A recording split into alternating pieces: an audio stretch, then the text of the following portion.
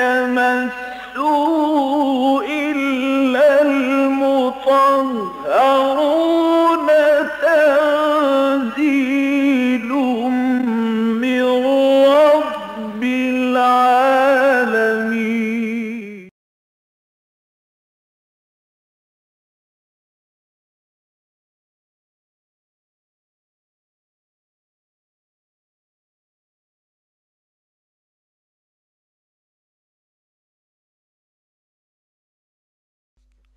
أعوذ بالله من الشيطان الرجيم.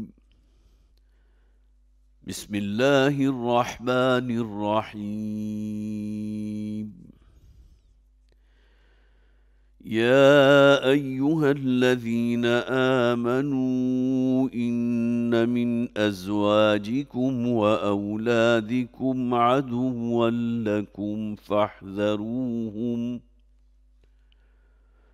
وإن تعفوا وتصفحوا وتغفروا فإن الله غفور رحيم.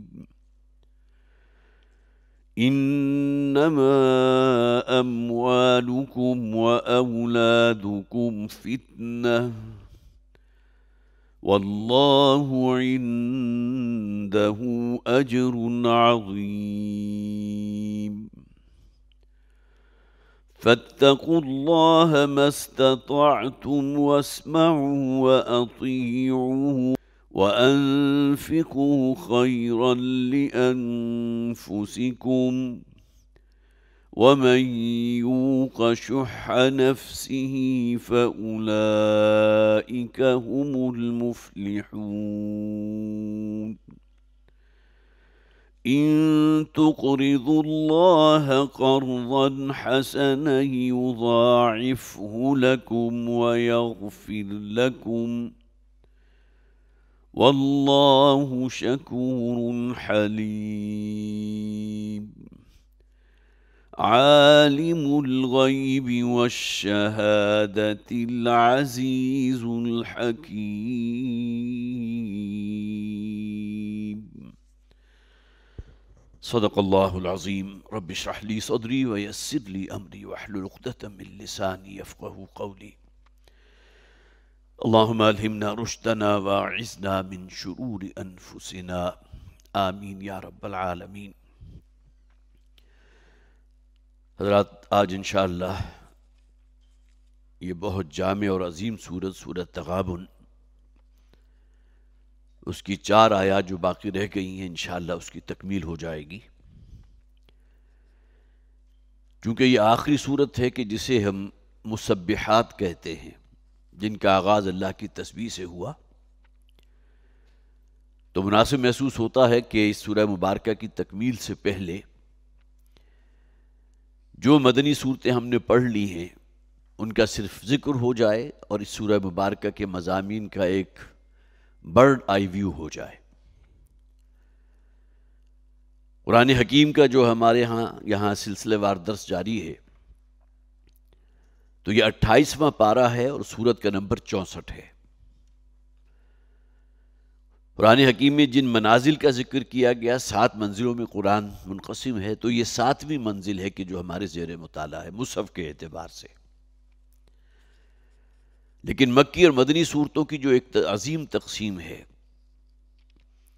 اس حوالے سے ہم اس وقت 6ٹھے گروپ پر ہیں، چونکہ پہلے یہ مکی اور مدنی صورتوں، اس کی تقسیم، اس کی حکمت جو ہے پہلے میں بیان کر چکا، لہٰذا مزید کچھ عرض نہیں کروں گا۔ یہ 6ٹھا گروپ ہے جس میں 7 مکی صورتیں ہم نے پڑھی، سورہ قاف سے لے کر سورہ واقعہ تک۔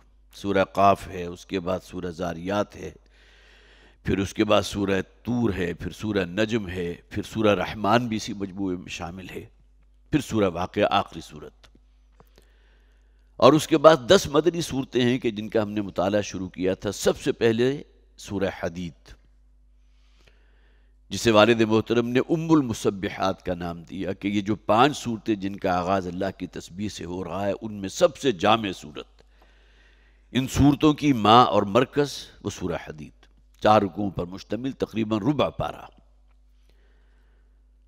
اور ان کا یہ کہنا ہے کہ مسلمانوں سے خطاب کے ضمن میں یہ قرآن حکیم کی جامع ترین اور عظیم ترین صورت ہے۔ اسی کا ایک نقشہ جو ہے آپ کو نظر آتا ہے سورہ تغابن کے اندر بھی، لیکن اختصار کے ساتھ، مطالبے وہی ہیں۔ جیسا کہ سورہ حدید کی 7ویں آیت ہم نے پڑھی تھی، آمنوا باللہ ورسولہ وانفقوا مما جعلکم مستخلفین فیہ، ایمان کی پرزور دعوت۔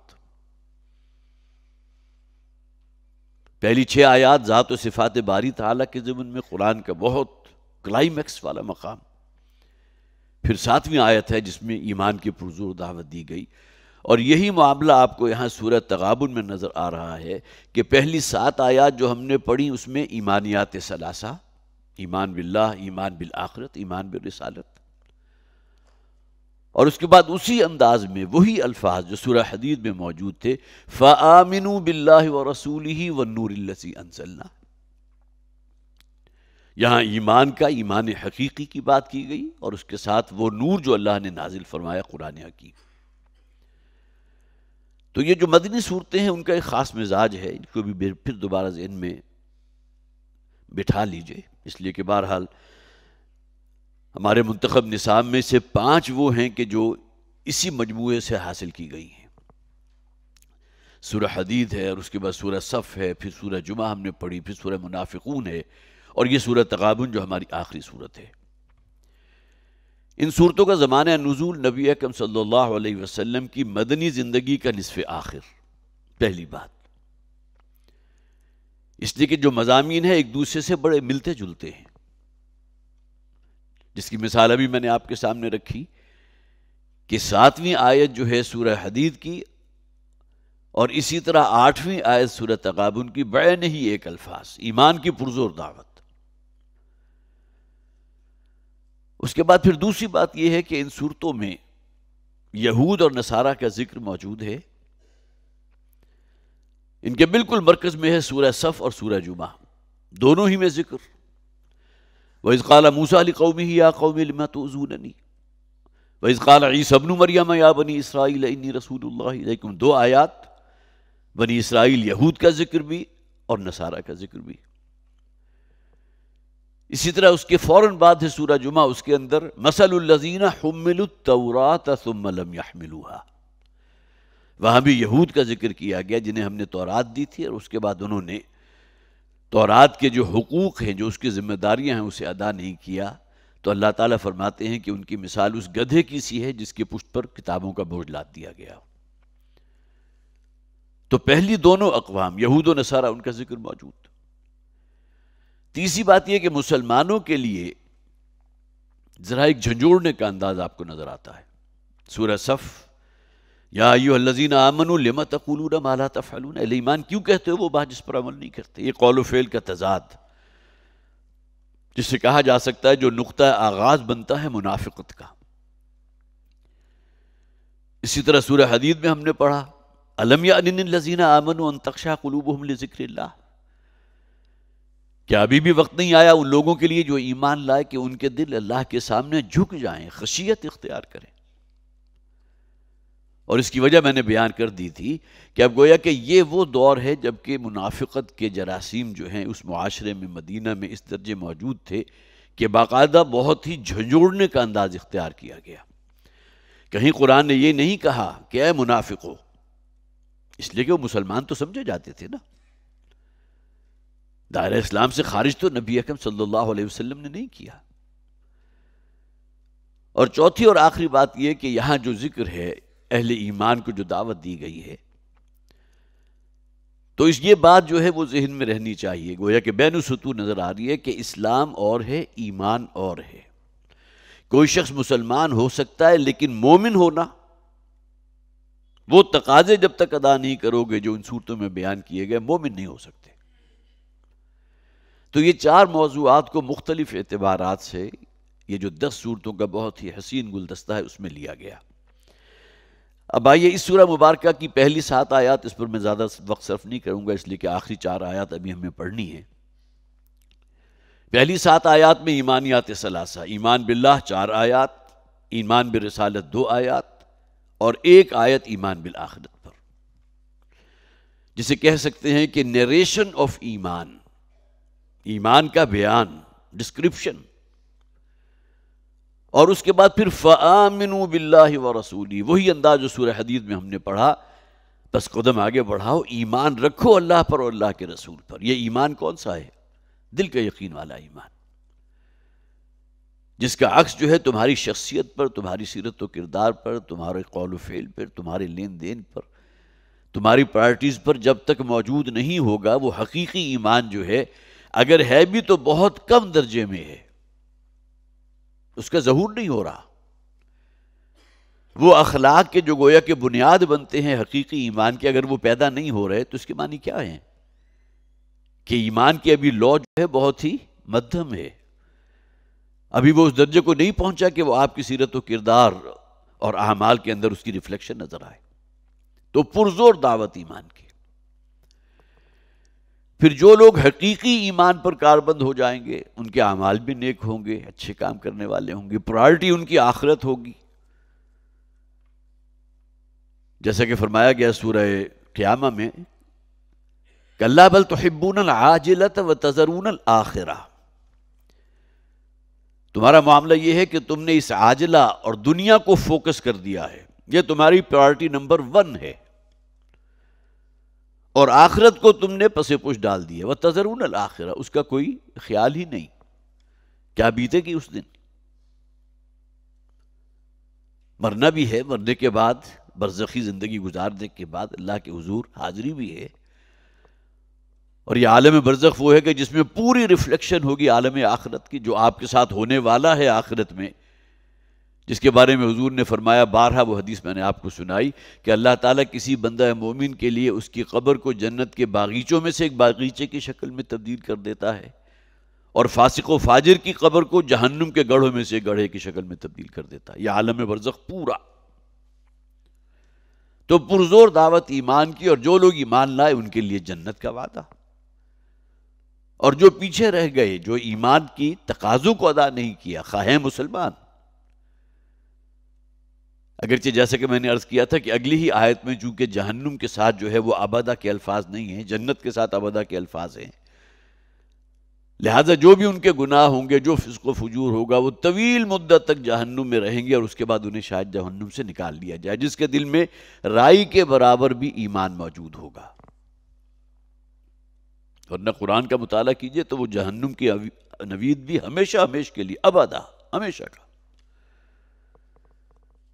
یہ 8 آیات جو ہیں، 10 آیات یہاں مکمل ہوئی، اور اس کے بعد جو آخری آیات میں سے 8 آیات میں سے 3 آیات وہ ہیں کہ جو ایمان کے باطنی ثمرات سے بحث کرتی ہیں۔ اگر ایمان دل میں حقیقتاً موجود ہے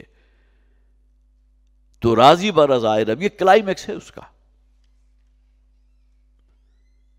اگر وہ شمع ایمان دل میں روشن ہے تو انسان کا رویہ کیا ہوگا؟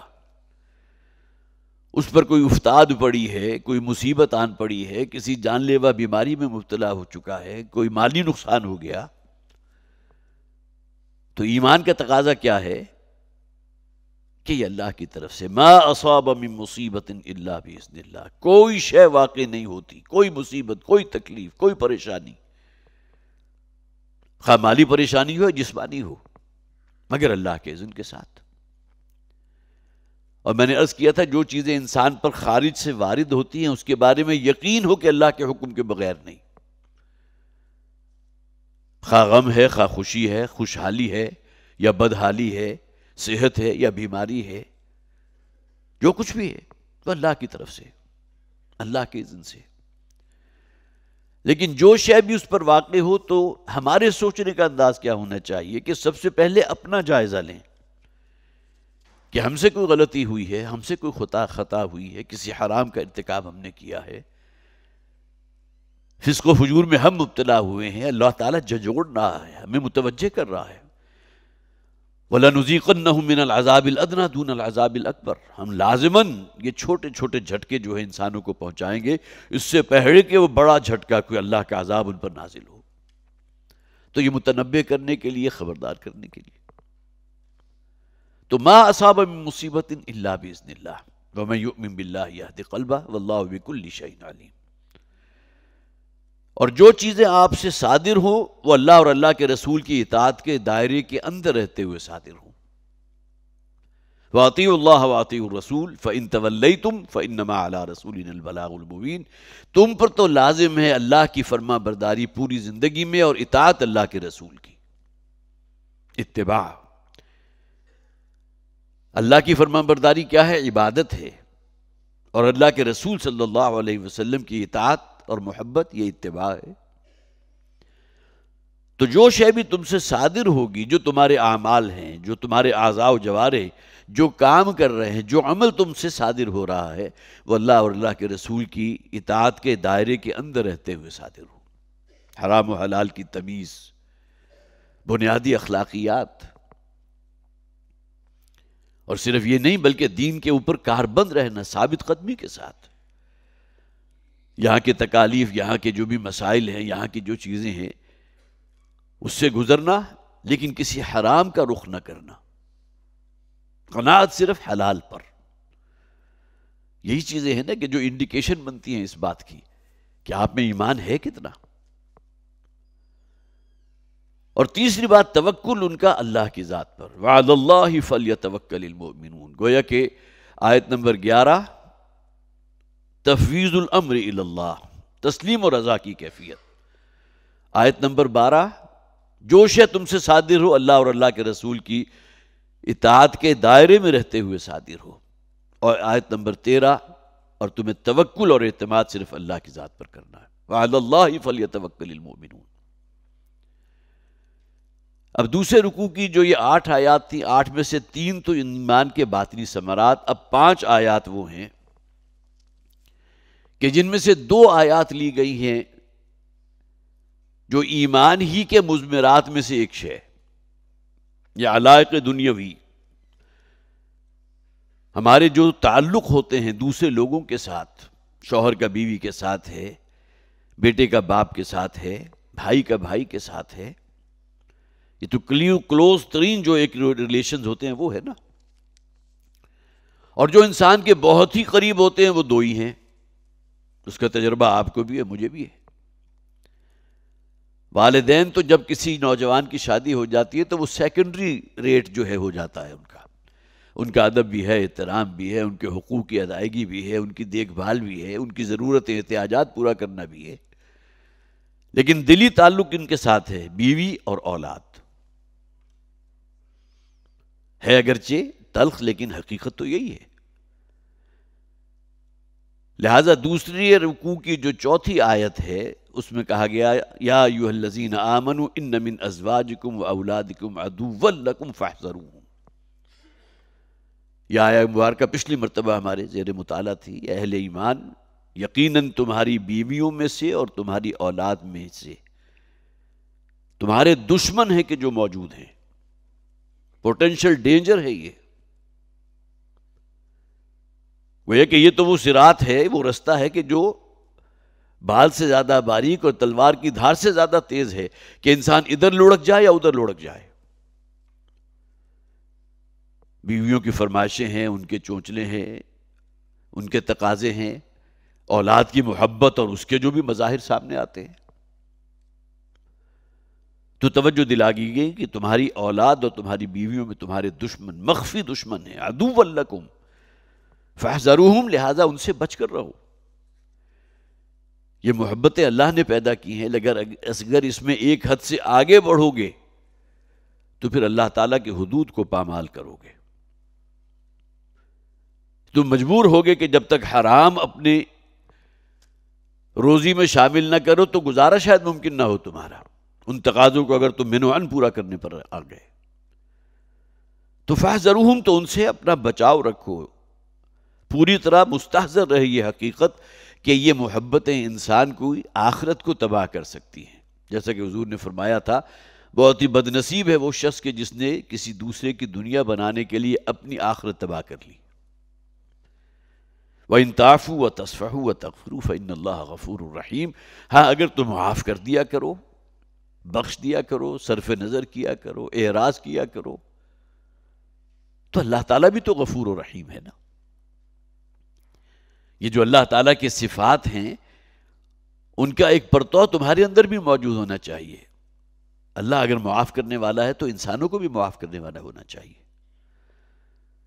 اگرچہ حدیث کے بارے میں کچھ اختلاف ہے کہ حدیث ہے یا نہیں، لیکن یہ کہ الفاظ بہت خوبصورت ہیں. تخلقوا باخلاق اللہ، اپنے اندر وہ حسن اور وہ اوصاف پیدا کرو جو اللہ کے اوصاف ہے. ظاہر ہے اللہ کے اوصاف جو ہے اس کے بارے میں تو آپ سوچ نہیں سکتے کہ ان کی کوانٹٹی اور کوالٹی کیا ہوگی، لیکن اس کی کوئی جھلک تو پیدا ہو سکتی ہے نا.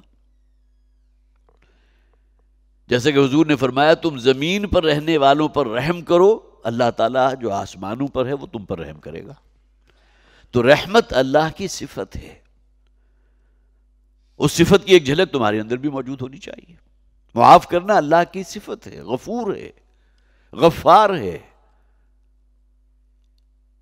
تو کسی دوسرے کی غلطی کو، اس کی کوتاہی کو، اس کی کسی معصیت کو معاف کر دینا، یہ تو ایک سی ریفلیکشن تمہارے اندر بھی ہونی چاہیے. تو وَإِن تَعْفُوا وَتَصْفَحُوا وَتَغْفِرُوا فَإِنَّ اللَّهَ غَفُورٌ رَحِيمٌ. اور اگر تم عفو درگزر سے کام لو، صرف نظر کرو. بعض اوقات ہوتا ہے کسی بات کو جو ہے دیکھا اندیکھا کر دینا.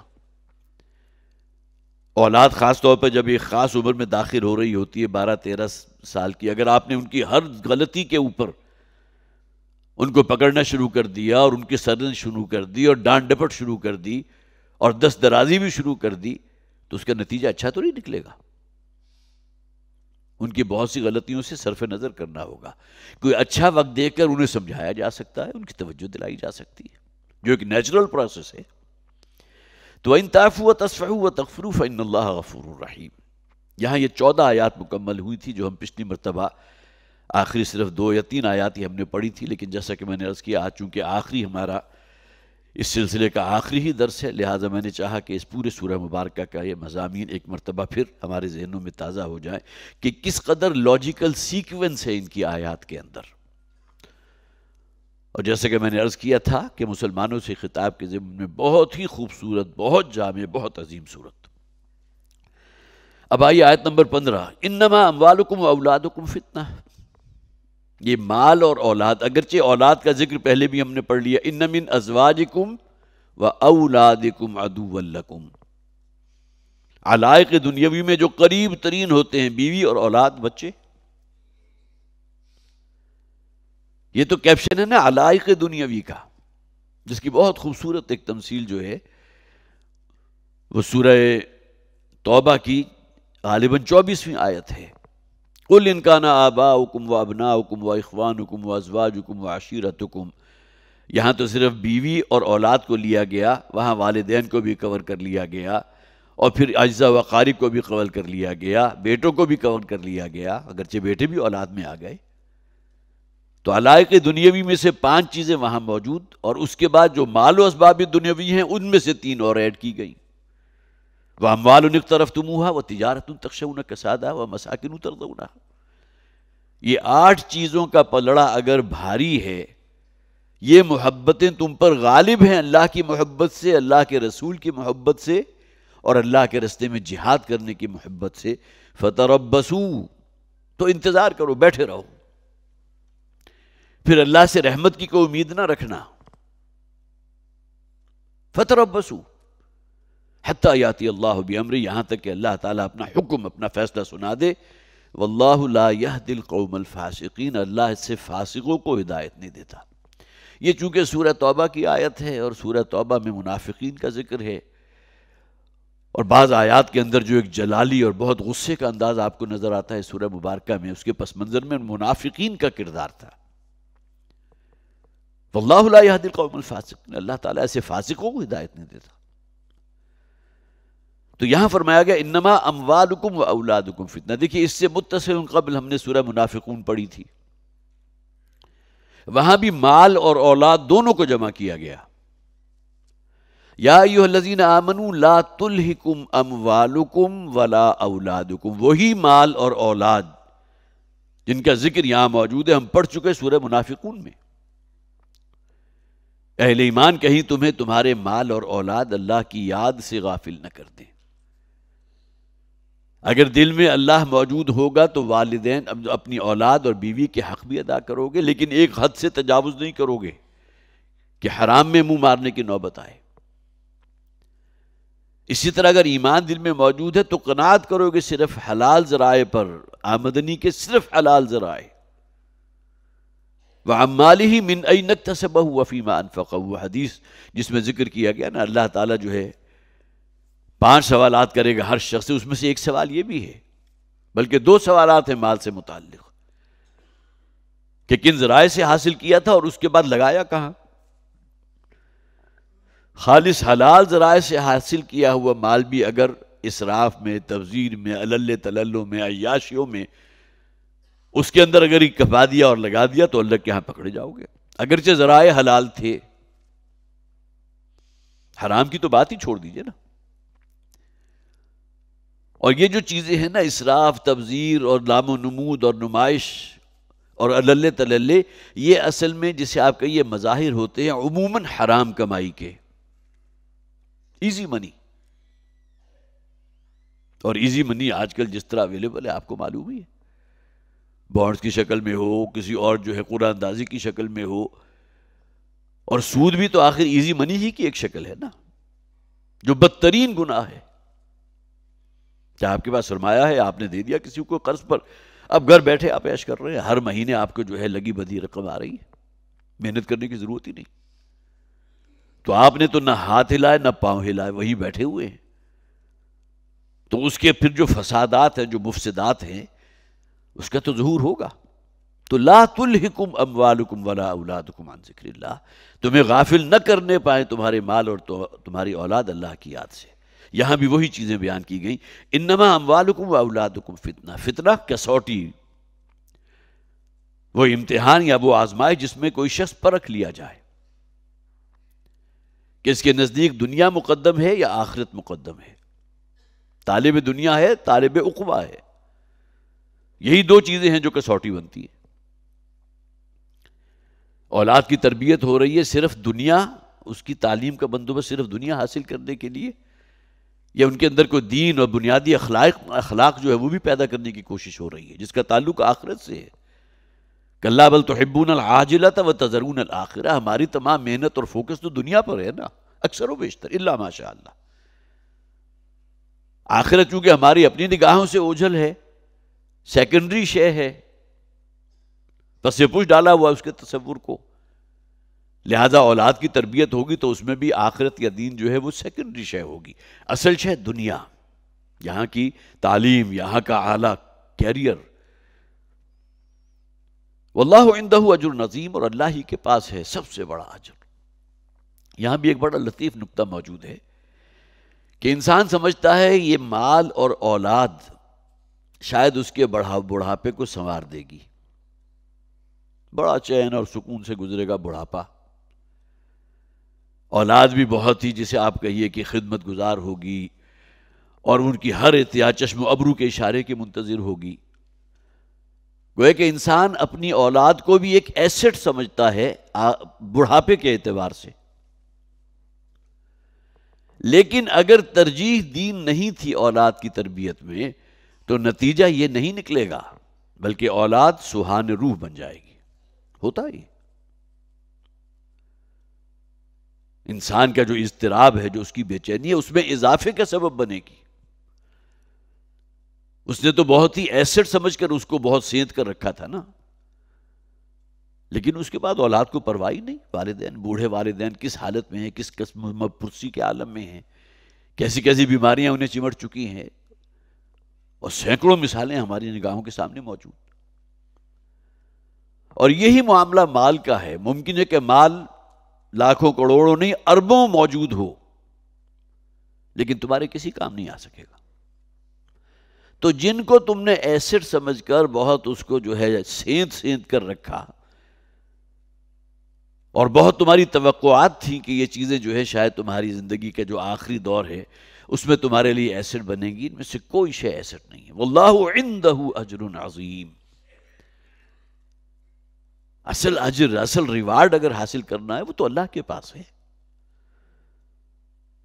اور اللہ تعالیٰ جو ہے وہ دیکھ لے گا کہ اس شخص نے وَمَنْ أَرَادَ الْآخِرَةَ وَسَعَى لَهَا سَعْيَهَا، وہ شخص کہ جس نے آخرت کو اپنا مقصود اور مطلوب رکھا اور اس کے لیے پھر محنت کی جیسا کہ محنت کرنے کا حق تھا۔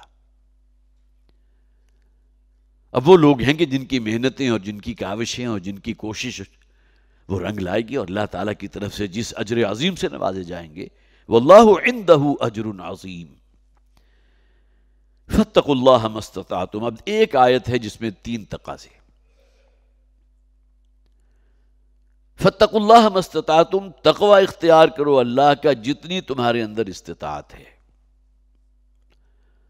اصل شے ہے ایمان جو دل میں موجود ہو، اور یہی ایمان ہے کہ جو اصل میں تمہیں آخرت میں اس منزل تک پہنچائے گا جو فوز و فلاح والی منزل ہے، جو اللہ کی رضا والی منزل ہے، جو کامیابی کی معراج ہے، یہ ایمان اور تقوی۔ تو فَاتَّقُوا اللَّهَ مَا اسْتَطَعْتُمْ، بڑی ایک خوبصورت ترتیب بھی ہے اس کے اندر کہ یہ جو 3 تقاضے بیان کیے گئے ان کا تعلق ابتدائی 7 آیات کے ساتھ ہے۔ پہلی 4 آیات تھی ایمان باللہ کے موضوع پر۔ هو الذي خلق السماوات والارض بالحق وصوركم فاحسن صوركم واليه المصير يعلم ما يلج في الارض وما يخرج منها، وہ 4 آیات ہم نے پڑھی جس میں اللہ کے صفات کو جس انداز میں بیان کیا گیا، تعارف کرایا گیا اللہ کا۔ تو یہاں سب سے پہلا تقاضا کیا ہے؟ فَاتَّقُوا اللَّهَ فَاتَّقُوا اللَّهَ مَا اسْتَطَعْتُمْ، گویا کہ اللہ کا تقوی اختیار کرو۔ پہلی 4 آیات ایمان باللہ کے موضوع پر ہم نے پڑھی، پھر 2 آیات تھی ایمان بالرسالت کے موضوع پر۔ أَلَمْ يَأْتِكُمْ نَبَأُ الَّذِينَ كَفَرُوا مِنْ قَبْلُ فَذَاقُوا وَبَالَ أَمْرِهِمْ وَلَهُمْ عَذَابٌ أَلِيمٌ۔ پہلی جو اقوام تھی ان کا ایک نقشہ دکھا دیا گیا، ان کے اوپر جو شدید ترین عذاب اللہ کی طرف سے نازل کیا گیا۔ کیوں؟ انہوں نے رسول کی دعوت کو رد کیا تھا۔ فَذَاقُوا وَبَالَ أَمْرِهِمْ، اس دنیا میں بھی انہوں نے عذاب کا مزہ چکھا اور آخرت میں شدید ترین عذاب ان کا منتظر ہے۔ تو وہ 2 آیات جو ہم نے پڑھی وہ ایمان برسالت کے ضمن میں تھی۔ اب یہاں دیکھیے اگلا جو تقاضا کیا گیا، وَاسْمَعُوا وَأَطِيعُوا، سنو اور اطاعت کرو۔ کس کو سنو اور کس کی اطاعت کرو؟ پہلی بات تو یہ کہ اللہ کے حکم کو سنو اور اس کی اطاعت کرو، لیکن اللہ کا حکم سنانے والی ذات کون سی ہے؟ وہ محمد رسول اللہ صلی اللہ علیہ وسلم۔ لہٰذا ایمان بالرسالت کے موضوع پر 2 آیات جو تھیں ان کے بارے میں یہاں جو مطالبہ کیا گیا اطاعت اللہ کی اور اللہ کے رسول کی، وہ اپنی جگہ مسلم ہے، لیکن سمع و طاعت، سنو اور اطاعت کرو۔ اس لیے کہ نبی اکرم صلی اللہ علیہ وسلم کا معاملہ جو ہے لا تجعلوا دعاء الرسول کدعاء بعضکم لبعض، رسول کی پکار کو یا رسول کی بات کو یوں نہ سمجھا کرو جیسا کہ کسی عام شخص نے کوئی بات کہہ دی یا کوئی پکار لیا۔ کہ اللہ کے رسول ہیں۔ وَاعْلَمُوا أَنَّ فِيكُمْ رَسُولَ اللَّهِ، خوب اچھی طرح جان لو کہ محمد صلی اللہ علیہ وسلم ابن عبداللہ تو ہیں لیکن اللہ کے رسول ہیں، اور یہ رسالت والی جو پوزیشن ہے ان کی وہ تمام دوسری پوزیشنوں پر بالا تر ہے۔ تو وَاسْمَعُوا وَأَطِيعُوا، جو کہیں رسول اس کو سنو اور اطاعت کرو۔ یہی وہ بات ہے جو غالباً سورہ حشر میں بیان کی گئی، وَمَا آتَاكُمُ الرَّسُولُ فَخُذُوهُ وَمَا نَهَاكُمْ عَنْهُ فَانتَهُوا، یہ سورہ ممتحنہ ہے۔ جو بھی رسول تمہارے سامنے پیش کریں، جو حکم دیں، جو تقاضا کریں، اس کو تو مضبوطی سے پکڑ لو کہ اب تو یہ کرنا ہی کرنا ہے، اس پر عمل پیرا ہونا ہی ہونا ہے۔ وَمَا نَهَاكُمْ عَنْهُ فَانتَهُوا، اور جن سے رسول منع کر دے اس سے باز آ جاؤ، وہی سب اطاعت ہے۔ اور خاص طور پر ایک ایسی جماعت کے لیے کہ جو دین کے غلبے کے لیے کھڑی ہوئی ہو۔ نبی اکرم صلی اللہ علیہ وسلم صرف دعوت و تبلیغ کا کام کرنے کے لیے تو نہیں آئے تھے نا، آپ تو گھوڑے کی ننگی پشت کے اوپر ہاتھ میں تلوار لیے ہوئے بھی میدان جنگ میں نظر آ رہے ہیں۔ کیوں؟ اللہ کے دین کو قائم کرنا ہے۔ اپنے قریب ترین کے ساتھیوں کی جانوں کا نذرانہ حضور نے پیش کیا۔ تو دین تو اصل میں ہوتا ہی وہ ہے کہ جو غالب ہو، مغلوب شے جو ہے وہ دین نہیں ہے، وہ تو مذہب ہے، مسلک ہے۔ تو سمع و طاعت کا تعلق اس جماعتی نظم کے ساتھ بھی ہے جو محمد رسول اللہ صلی اللہ علیہ وسلم نے جو جماعت برپا کی تھی اس دین کو قائم کرنے کے لیے، اور اس کے بعد آنے والے دور میں جو بھی اجتماعی کام ہوگا اس میں بھی یہ ڈسپلن کا معاملہ۔ ہدایت تو ہمیں وہیں سے لینی ہے نا جو محمد رسول اللہ صلی اللہ علیہ وسلم کا اسوہ ہے۔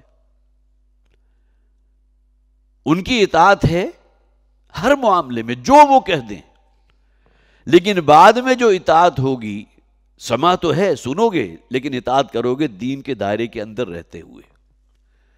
اگر آپ کا مرشد یا پیر یا جو آپ کا لیڈر جو ہے آپ کو کسی غلط کام کی دعوت دے رہا ہے، اس کے کرنے کا حکم دے رہا ہے، تو پھر لا سمع ولا طاعہ، کوئی سمع و طاعت نہیں ہے پھر۔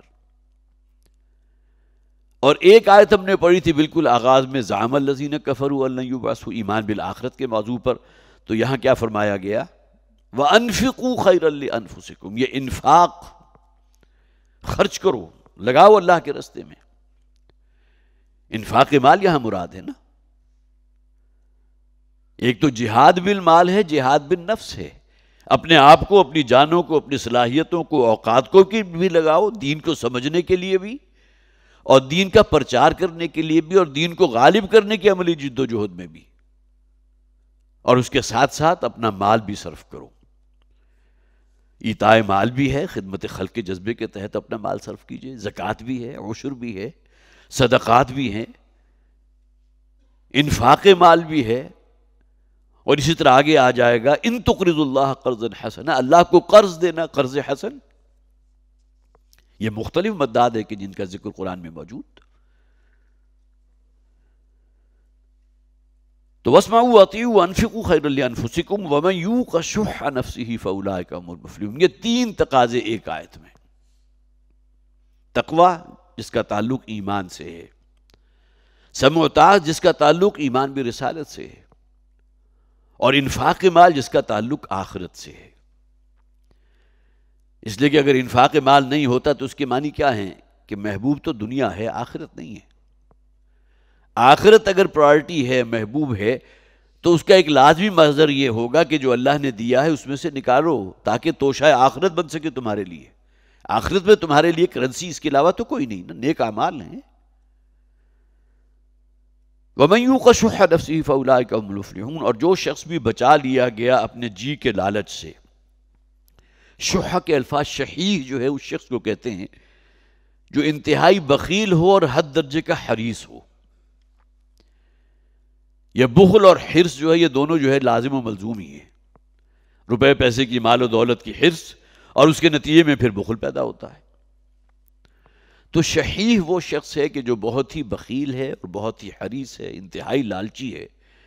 تو وَمَن يُوقَ شُحَّ نَفْسِهِ، تو انسان کے اندر جو بھی جی کے لالچ موجود ہیں، حرص ہے، طمع ہے، روپے پیسے کی محبت ہے، دنیا داری ہے، یہاں کی آسائشوں کے حصول میں جو ہے دوڑ لگی ہوئی ہے، یہ تمام چیزیں کیا ہیں؟ شح نفسی، جو شخص بھی اپنے جی کے لالچ سے بچا لیا گیا، فَأُولَٰئِكَ هُمُ الْمُفْلِحُونَ، تو یہی وہ لوگ ہیں کہ جو فلاح تک پہنچنے والے ہیں۔ فَأُولَٰئِكَ هُمُ الْمُفْلِحُونَ، اس کے معنی کیا ہوئے کہ فلاح کے لیے، کامیابی کے لیے، آخرت میں نجات کے لیے یہ صفت موجود ہونی چاہیے انسان کے اندر کہ وہ بخیل نہ ہو، حریص نہ ہو، لالچی نہ ہو۔ یہی انڈیکیشن بنتی ہے روپیہ پیسہ جمع کرنے کی، مال و دولت سے محبت کی، اور اس کا نتیجہ کیا نکلے گا کہ یہی چیزیں پھر انسان کا بیڑا غرق کر دیتی ہیں آخرت کے اعتبار سے۔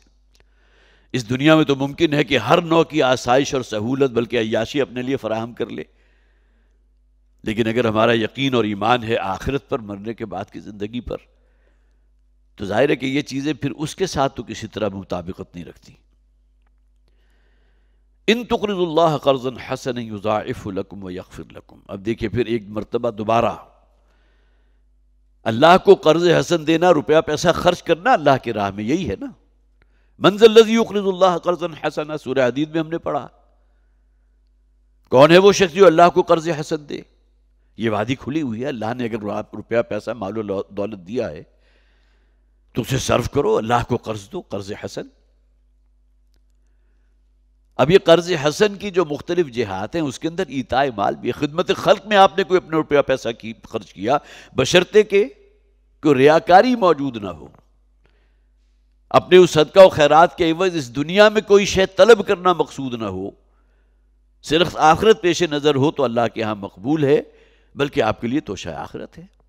انما الاعمال بالنیات، نیت میں اگر کوئی کھوٹ شامل ہو گئی، کوئی ریاکاری شامل ہو گئی، پرچار شامل ہو گیا، خود نمائی شامل ہو گئی، تو پھر آپ کا صدقہ و خیرات زیرو.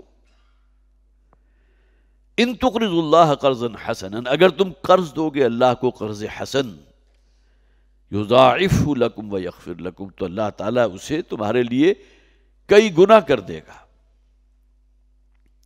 اس کی مثال تو بڑی خوبصورت جو سورہ بقرہ میں دی گئی کہ مثال ایسے سمجھو گویا کہ تم نے ایک دانہ زمین میں بیج کاشت کیا ہے، اس سے ایک پودا نکلا جس کی 7 بالیاں ہیں، اور ہر بالی میں فی کل سنبلۃ 100 حبہ، ہر بالی میں 100 دانے موجود. تو بظاہر تو آپ نے گندم کا ایک بیج زمین میں ڈالا تھا، لیکن اس سے 700 دانے آپ کو حاصل ہو گئے، 700 گنا. اور کچھ مفہوم جو ہے ہمیں احادیث نبویہ سے بھی ملتا ہے صلی اللہ علیہ وسلم، خاص طور پر رمضان المبارک کی برکات اور سعادتوں کے حوالے سے، کہ ہر نفل جو تم ادا کرو گے، نفلی صدقات بھی ہیں، تو اللہ تعالیٰ فرض کے برابر تمہیں اجر و ثواب دے گا. اور کوئی نیکی جو تم کرو گے عام حالات میں 10 گنا اجر و ثواب ہے، لیکن یہ کہ رمضان کی برکت یہ ہے کہ اسے 70 گنا، بلکہ ایک حدیث میں 700 گنا تک بڑھا دیتا ہے اللہ. تو 700 کی جو ایک عدد ہے اس کی مناسبت ہو گئی قرآن حکیم کی اس آیت کے ساتھ کہ جس میں ایک بیج آپ نے بویا اور اس سے 700 دانے آپ نے حاصل کر لیے. تو ان تقرضوا اللہ قرضا حسنا یضاعفہ لکم، تو اس میں وہ کہیں بڑھوتری کرے گا، کہیں اضافہ کر دے گا، اور وہ اضافہ جو ہے پھر گویا کہ آپ کی کیلکولیٹر کی رینج جو ہے اس سے بھی کہیں آگے نکل جائے گا. جتنا بھی بڑا کیلکولیٹر ہو، 10 ڈیجٹس ہو، 12 ڈیجٹس ہو یا اور زیادہ ڈیجٹس ہو، لیکن ایک حد پر آ کر وہ رک جاتا ہے. لیکن اللہ تعالیٰ کا جو خزانہ ہے اس میں کوئی کمی نہیں ہے، اس میں کہیں کوئی بندش نہیں ہے، کوئی رکاوٹ نہیں ہے. وَيَغْفِرْ لَكُمْ، اور جو تم سے کوئی گناہ سرزد ہو گئے اللہ معاف کر دے گا، بشرطے کہ صدق دل سے توبہ کر لو. التائب من الذنب کمن لا ذنب لہ، کسی گناہ سے خواہ بڑے سے بڑا گناہ کیوں نہ ہو، شرک اور زنا اور اس سے بھی آگے کوئی اگر گناہ کا کوئی تصور کر سکتے ہو، لیکن اللہ تعالیٰ اگر صدق دل سے توبہ کرو گے تو معاف فرما دے گا. التائب من الذنب کمن لا ذنب لہ، کسی گناہ سے توبہ کرنے والا ایسے ہے کہ گویا کہ اس نے وہ گناہ کیا ہی نہیں. تو ان تقرضوا اللہ قرضا حسنا، اگر تم اللہ کو قرض دو گے قرض حسن، تو نہ صرف یہ کہ وہ اس میں کئی گنا اضافہ فرمائے گا وَيَغْفِرْ لَكُمْ، بلکہ تمہارے گناہوں کو بھی معاف فرمائے گا. واللہ شکور حلیم، اور اللہ تعالیٰ انتہائی قدردان ہے. اس دنیا میں اگر ایک پینی بھی تم نے خرچ کی ہے، ایک پیسہ بھی لگایا ہے، ایک دمڑی بھی دی اللہ کے رستے میں، تو اللہ تعالیٰ اس کی بڑی قدر کرنے والا ہے. واللہ شکور حلیم، قدر افزائی کرنے والا، عزت افزائی کرنے والا، حلیم کمال میں تحمل والا. کیسی کیسی خطائیں اور لغزشیں اور گناہ ہم سے سرزد ہو جاتے ہیں، ہم پر کوئی فوری پکڑ نہیں آتی. اللہ کی ذات الحلیم ہے، وہ موقع دیتی ہے، وہ آپ کو موقع فراہم کرتی ہے کہ شاید آپ یو ٹرن لے لیں، شاید واپس آ جائیں، شاید میرا بندہ توبہ کر لے. تو اللہ شکور حلیم، وہ بہت ہی قدردان بھی ہے اور انتہائی تحمل والا. وہ تمہاری غلطیوں پر تمہیں فوری نہیں پکڑتا. عالم الغیب والشہادۃ العزیز الحکیم. اب جیسا کہ یہ مدنی صورتیں ہم نے پڑھی، اس میں اللہ تعالیٰ کی یہ صفات جو ہیں، صفات الہیہ، ان کو بہت زیادہ ہائی لائٹ کیا گیا. وہ سب کچھ جانتا ہے، ہر پوشیدہ شے کو بھی اور ہر ظاہر کا بھی. انسان کے ذہن میں فوری طور پر خیال آتا ہے نا، بہت سے میرے ایسے اعمال ہوتے ہیں جو میں بہت ہی خفیہ رہ کر کرتا ہوں، میری کوشش ہوتی ہے کسی کے علم میں نہ آ جائے. اگرچہ نبی اکرم صلی اللہ علیہ وسلم نے جو گناہ کی تعریف فرمائی تھی، جو ڈیفینیشن بیان کی تھی، اس کی ایک کوالٹی یہ بھی آپ نے بیان کی کہ تمہیں ہرگز پسند نہ ہو کہ تمہارا وہ عمل دوسروں کے علم میں آ جائے. الاسم ما حاک فی صدرک وکرہت ان یطلع علیہ،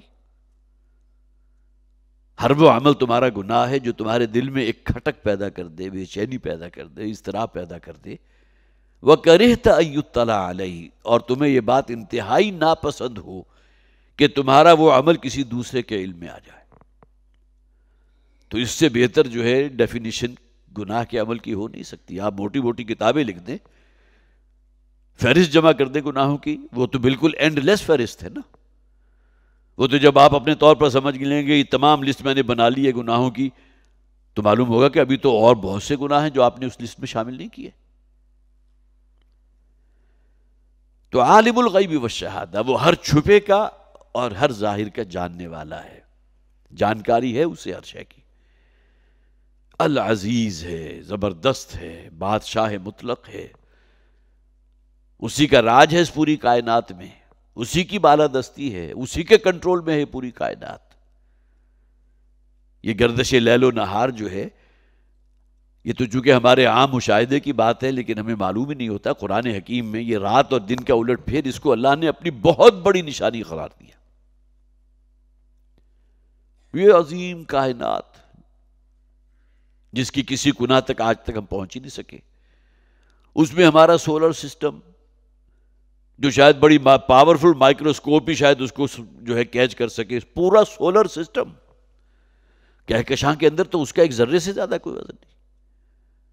اور سولر سسٹم میں ہماری یہ زمین بیچاری، اور اس میں کس قدر ریگولر جو ہے آپ کا یہ دن اور رات طلوع ہو رہا ہے، پھر کبھی دن بڑھ رہا ہے، کبھی رات طلوع ہو رہی ہے، کبھی چھوٹی ہو رہی ہے، کبھی رات بڑھ رہی ہے تو دن چھوٹا ہو رہا ہے. یولج اللیل فی النہار ویولج النہار فی اللیل. پھر یہ موسموں کا جو تغیر ہے، یہ تمام چیزیں جو ہے جو فرمایا گیا نا، ان فی خلق السماوات والارض واختلاف اللیل والنہار لآیات لأولی الالباب. اس زمین و آسمان کی تخلیق پر غور کرو، اور یہ رات اور دن ایک دوسرے کے پیچھے ایک دوسرے کا تعاقب کرتے ہوئے جو چلے آ رہے ہیں روز اصل سے، جب تک اللہ اس کائنات کو قائم رکھے گا، کیا تمہارا ذہن جو ہے کسی ایسی ہستی کی طرف منعطف نہیں ہوتا کہ جو بہت پاورفل ہے؟ گیجٹس نہیں ہے ہمارے پاس کہ اس کی طاقت کا اور اس کی پاور کا کوئی اندازہ لگا سکے. العزیز ہے، زبردست ہے، بہت طاقت والا، ایبسولوٹ کنٹرولر. الحکیم ہے، کمال حکمت والا ہے. جب کسی کے پاس اختیار زیادہ ہو جاتا ہے تو امکان اس کا ہوتا ہے کہ شاید وہ راہ عدل سے کہیں منحرف نہ ہو جائے. جسے کہا جاتا ہے نا ایبسولوٹ اتھارٹی، وہ پھر ایبسولوٹ کرپشن ہی کو جنم دیتی ہے. تو جتنا زیادہ اختیار ہوگا اسی نوع کی کرپشن بھی ہوگی. بیچارہ ایک شخص جو ہے کسی ڈی سی کے دفتر کے باہر بیٹھا ہوا ہے، وہ چند سو کے اوپر شاید آپ کا کوئی کام کر دے گا، لیکن ڈی سی صاحب جو ہے اسی کام کرنے کے آپ سے لاکھوں روپے لیں گے. اگر معاشرہ ہی کرپٹ ہو چکا ہے اور حرام خوری جو ہے ہمارے اندر اس درجے سرایت کر چکی ہے کہ کوئی جگہ ایسی نہیں کہ جہاں آپ انگلی رکھ سکیں کہ یہ جگہ جو ہے یہ پاک اور صاف ہے، ناممکن. یہ تو اللہ کا شکر ہے کہ ہمیں جو ہے اس قسم کے کوئی مسائل نہیں ہے کہ ان ڈپارٹمنٹس کا کہیں ہمیں چکر لگانا پڑے، لیکن جو جاتے ہیں ان سے جب معلومات حاصل ہوتی ہیں تو پتہ چلتا ہے کس بھاؤ بیت رہی ہے، کیسی کیسی کرپشن. تو اللہ تعالیٰ ہے، بہت طاقت، بڑی اتھارٹی ہے اس کی، لیکن یہ کہ وہ کمال حکمت کے ساتھ، کمال عدل کے ساتھ، کمال انصاف کے ساتھ وہ اس کا وہ کنٹرول اور اس کی اتھارٹی اور اس کا اختیار جو ہے وہ بروئے کار آتا ہے. لہٰذا آپ کو عزیز الحکیم کے الفاظ تو شاید قرآن میں 20 مقامات پر ایک دوسرے کے ساتھ بالکل جڑے ہوئے نظر آ جائیں گے، جس میں اللہ کے اختیار مطلق کا ذکر کیا گیا اور اس کے ساتھ ہی وہ اختیار جو ہے کمال حکمت کے ساتھ ہے. بس حضرات یہاں یہ 18 آیات جو ہیں اس سورہ تغابن کی ہماری مکمل ہوئی. بہرحال جس نوع کے مضامین اس میں بیان ہوئے ہیں، واقعتاً اللہ تعالیٰ ان کو قبول کرنے کے لیے ہمارے قلب و ذہن کو کھول دے، ہمارے لیے آسانیاں پیدا فرمائے، اور واقعتاً یہ اللہ کا کلام جو ہے ہمارے لیے ایک مشعل ہدایت بن سکے. بارک اللہ لی ولکم فی القرآن العظیم ونفعنی وإیاکم بالآیات والذکر الحکیم.